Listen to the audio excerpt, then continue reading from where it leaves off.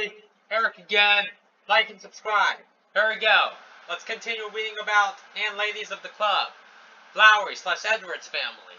Mrs. Rebecca Lowry and Professor Lowry, owners and operators of the Williamsboro Female College and parents of Kitty Lowry Edwards. Mrs. Lowry superheads the founding of the club. Although well-educated, she is a poor housekeeper who spends much of her time dealing with her daughter Ellen's unruly children. In 1875, the Lowrys closed the college, which has ceased to financially viable, sell the buildings to clear their debt, and move to Kansas, where the professor has been offered a position. Ellen Lowry Tyler, the Lowrys' older daughter, who has several unruly young children. She reportedly leaves her husband during the 1870s and brings her children to stay with her parents. Catherine Kitty Lowry Edwards, the Lowrys' younger daughter. She attends Oberlin and is considered a tomboy. In the Blue Stockings, she and Sheldon Edwards fall in love, but must delay their marriage until the Lowry debt is resolved, and then Kitty has trouble carrying a child to term. With Doc Gordon's help, she manages to have 2 sons, but her health is destroyed by the pregnancies, and she dies at a young age. Sheldon Edwards, the son of a prosperous Waynesboro dry goods merchant, and the Oberlin classmate, and eventual husband of Kitty Lowry. After her ultimately death, he raises their sons alone. Many years later, when the children have grown up and left home, he marries Jessamine Stevens.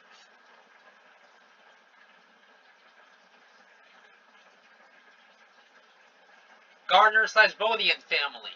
Miss Caroline and Miss Lavinia Gardner, 2 unnamed, reclusive sisters, originally from Virginia, whose father was Judge Ballard's law partner.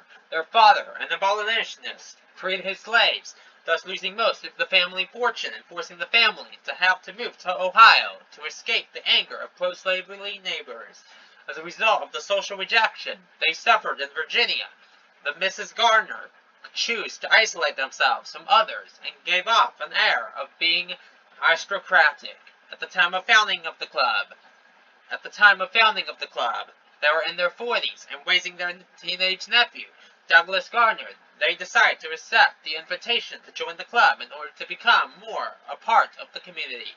Douglas Doug Gardner, the nephew of Miss Caroline and Miss Lavinia Gardner, he is raised by them, attends Princeton, and becomes a local attorney and partner in Judge Ballard's law firm. He later becomes a judge himself, an individual with a club foot. He initially is angry and argumentative, but later mellows after meeting and marrying Barbara Bodian over his aunt's objections. Barbara Bodian Gardner, the daughter of Captain Bodian, raised as an Irish Catholic by her mother. She works as a clerk in Sheldon Edwards' shop, where she meets Doug Gardner. The 2 marry and have several children, but because of her background, Barbara is not accepted by many society women, except for Kitty Edwards.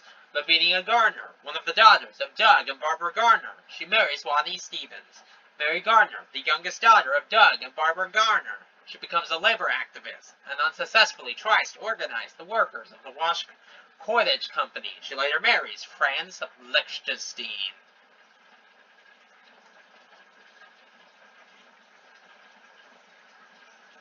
Blair/Voorhees family. Webb D.R. Blair, head of the Reform.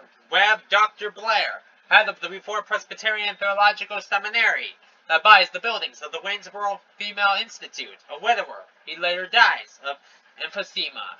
Christina Blair Voorhees, Dr. Blair's pretty daughter, who becomes a long-standing member of the club, marries bank clerk Henry Voorhees, and has 2 children, Blair and Janie. At first, she appears willing to defy convention by appearing in an amateur dramatic production at Sally's Washington's Christmas Party, although many Reformed Presbyterians disapprove of the theater.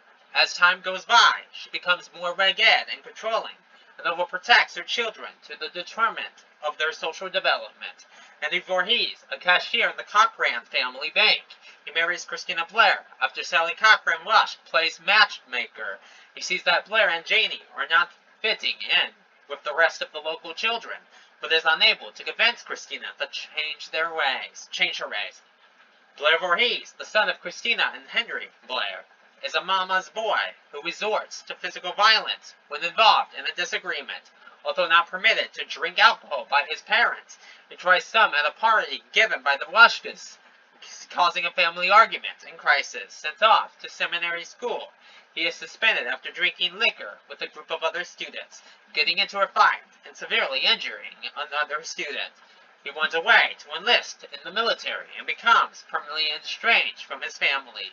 He is later seen serving in World War I and apparently still drinking. Janie Voorhees Lane, the daughter of Christina and Henry. She has a reputation for being dull and a tattletale. She later becomes a member of the club and marries a seminarian.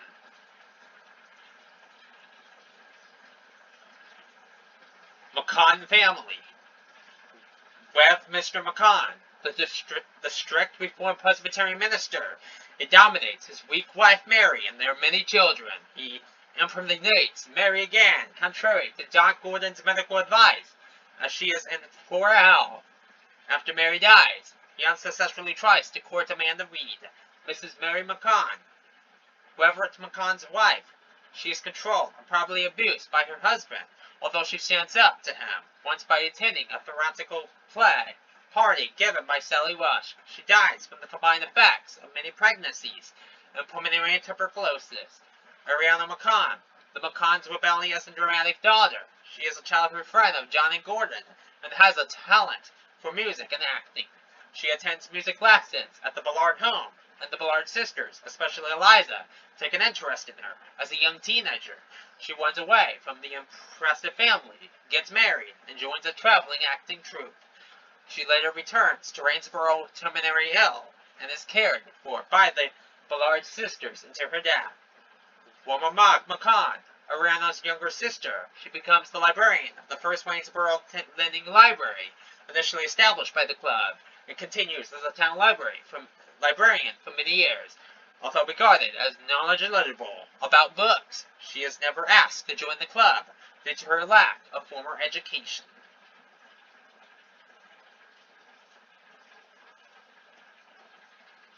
Other major characters. Amanda Reed, the daughter of a widow who operates a boarding house. She is an intelligent, dedicated scholar who obtains a man's degree from Abilene College and then returns to teach at the female college. Due to her sex, she is unable to obtain a position in academia elsewhere. Later she becomes a public school teacher. She is considered unusual by others because she prefers a scholarly and mostly solitary life and has no desire to marry or have children. Mrs. Wada McKinney, wife of the Presbyterian minister and a friend of Mrs. Ballard. She is an outspoken reformer and activist. After joining the club, she leads a controversial temperance crusade. Miss Agatha Penny, an elderly unmarried teacher of elementary school pupils and a founding member of the club. She develops a ledatum addiction after being prescribed the drug for pain, and her addiction worsens to the point where she is unable to control her class or teach, and often addiction after being prescribed the drug for pain. And her addiction worsens to the point where she is unable to control her class or teach, and often falls asleep during school hours. When the townspeople find out about this, she is forced to retire, given a patient too small to purchase her necessary Lebanon, and the local druggist is warned not to give her any more. In the throes of withdrawal, she tries to burn herself to death and dies of a heart attack. Captain Bodian, a former military officer who moves with his family to Waynesboro from Baltimore to work as Ludwig Rushka's superintendent. He later becomes Rushka's business partner. He becomes well known for telling the local children stories about the Civil War, and Theresa Stevens eventually writes a book about him. Naomi Patton, the young daughter of the Reverend Andrew Patton, a Presbyterian minister who comes to Waynesboro in the early 1900s. She is aloof at first, but becomes more outgoing through her friendship with Jennifer Evans. She dies at age 13 in 1909 in an epidemic of poliomyelitis.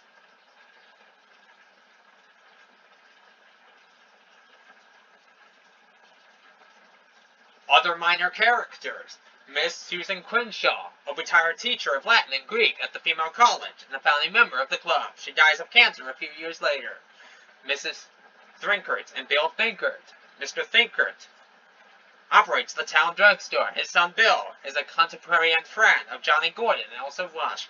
Mrs. Weed, Amanda Weed's mother, who operates a boarding house for seminary students. She is a strict Reformed Presbyterian who often clashes with her more open-minded daughter, Charlotte Mulliner, the daughter of the local newspaper editor. She grows up in Waynesboro, obtains a college degree, and becomes a club member. She joins the newspaper staff and makes news reporting her career. Stuart Bodian, the son of Captain Bodian. He becomes an engineer, an inventor, and eventually manages a paper mill started by Ludwig Rush. Rudy Lichtenstein and Sophie Klein Lichtenstein, the children of German immigrants, both grew up in Waynesboro, are excellent students, and marry as adults.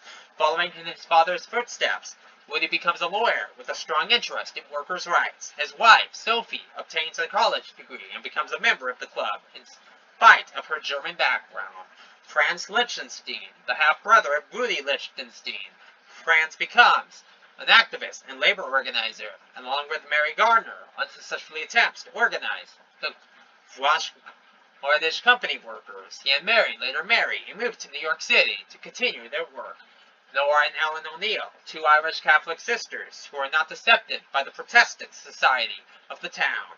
The elder Nora becomes Johnny Gordon's nurse and has an affair with him. The younger Ellen, a talented musician just out of convent school, falls in love with Paul Lush, and after getting pregnant, becomes his wife over his mother's objections. Reverend Andrew Patton and Mrs. Deborah Patton, a Presbyterian minister, recently converted from Reformed Presbyterianism, and his wife, who arrived in Waynesboro in the early 1900s, the father and stepmother of Naomi Patton. They also have two children of their own, Melissa and David. Melissa Patton, the Patton's younger daughter, who marries Ludwig Evans following World War I.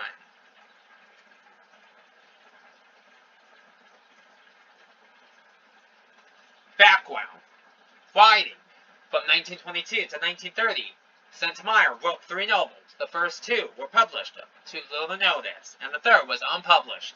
She disliked Sinclair Lewis's negative portrayal of small-town America in his novel Main Street, and conceived of Ladies as an antidote. However, since she worked full-time, she was unable to write very much before her retirement in 1959. A collection of her nostalgic reminiscences of Xenia, Ohio, was published as Ohio Town by Ohio State University Press in 1962. The director of the press, Weldon Koffenberg, encouraged her to write more. In 1976, she submitted 11 boxes containing bookkeeping ledgers. Her manuscript of Ladies in longhand.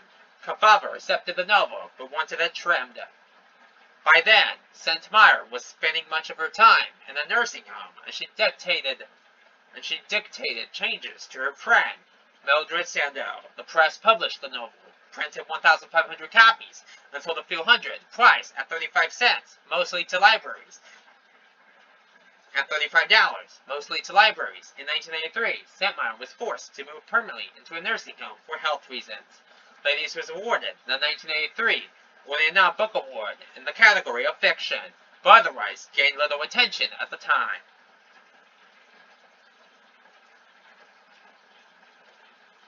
Success. One local library patron, in returning the book, told the librarian that it was the greatest novel she had ever read. Another patron, Grace Sindel, overheard this and checked the book out herself. After reading it, she agreed with the assessment and called her son Gerald in Hollywood. He was at first reluctant to look at the book, believing that anything that was that good would already be taken. Unable to find a copy in California, he ordered one directly from the publisher and agreed that it had great potential. He convinced his Hollywood friend, Stanley Coren, of the same, and the two purchased movie, TV, and republication rights. No film or television based upon the novel was ever produced. They sought literary representation from Owen Laster, literary head of the William Morris Agency, who read the book and also believed it was of considerable importance. Laster held an auction for the book, which was won by J.P. Putnam's sons to republish the book. Before republication, the Book of the Month Club chose Ladies as their main selection. Suddenly, St. Meyer and her novel were an immediate sensation, including front-page coverage in the New York Times. The paperback edition, published by Berkeley Books in 1985, sold more than 2 million copies between June and September, making it the best-selling paperback in history at the time. Reception. Most reviews were antagonistic, a few were grudging and even hostile. Bye for now. We'll stop. Bye for now.